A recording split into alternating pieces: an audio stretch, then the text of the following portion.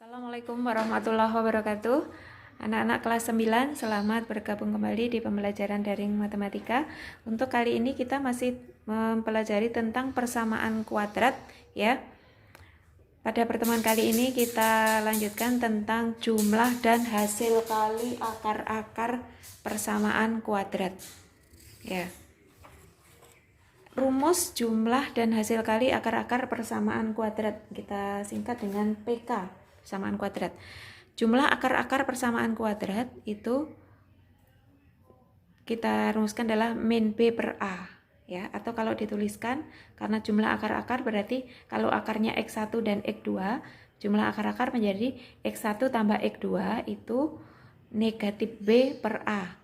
Kemudian hasil kali akar-akar X1 kali X2 yaitu C per A. Untuk lebih jelasnya, perhatikan contoh soal berikut ini. Persamaan 3x kuadrat ditambah 7x ditambah 4 sama dengan 0 memiliki akar-akar x1 dan x2. Tentukan nilai x1 ditambah x2. Yang B, tentukan nilai x1 dikali x2. Ya, karena sudah ada rumusnya tadi, X1 tambah X2 itu adalah min P per A. Kita tidak perlu mencari akar-akarnya dulu. Kita hanya perlu klarifikasi ini aja, yaitu bentuknya kita tulis ulang. 3x kuadrat plus 7x plus 4 sama dengan 0. Berarti A-nya adalah 3, B-nya 7, dan C-nya 4. Ya. Sehingga tadi yang ditanyakan yang A itu kan X1 ditambah X2 atau jumlah akar-akar persamaan kuadrat. Karena akar-akarnya X1 dan X2, maka X1 tambah X2 rumusnya adalah min B per A. Ya, min B karena B-nya 7 berarti min 7 per A-nya 3. Yaitu min 7 per 3. Ya, ini jawabannya A. Sekarang jawaban yang B. Jawaban yang B, hasil kali akar-akarnya yaitu atau X1 kali X2. X1 kali X2 rumusnya C per A. C-nya adalah 4, A-nya adalah 3. Berarti 4 per 3. Hasil kalinya akar-akarnya adalah 4 per 3. Jumlah akar-akarnya adalah negatif 7 per 3. Biar lebih paham lagi, perhatikan contoh yang kedua. Contoh yang kedua, persamaan 6x kuadrat dikurangi 6x kurangi 12 sama dengan 0 memiliki akar-akar P dan Q. Tentukan nilai P ditambah Q, kemudian yang B nilai P dikali Q.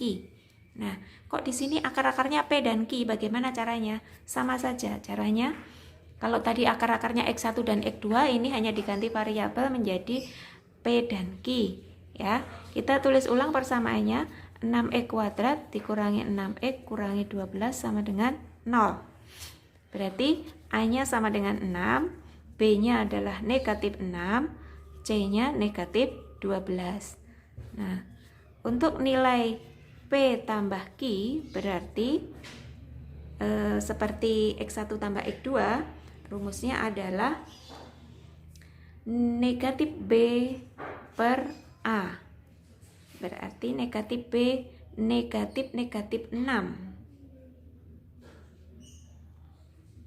Karena B-nya sudah negatif ya, berarti kan negatif 6 per A. A-nya juga 6. Berarti kan positif 6 per 6. Hasilnya adalah 1.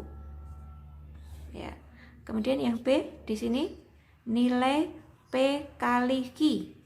P kali Q sama dengan itu istilahnya tadi X1 kali X2. Rumusnya adalah C per A. C per A berarti C-nya negatif 12, A-nya 6. Berarti hasilnya negatif 2. Oke, begitu. Sangat mudah dan mudah dipahami. Semoga kalian paham dan bermanfaat bagi kita semua. Wassalamualaikum warahmatullahi wabarakatuh.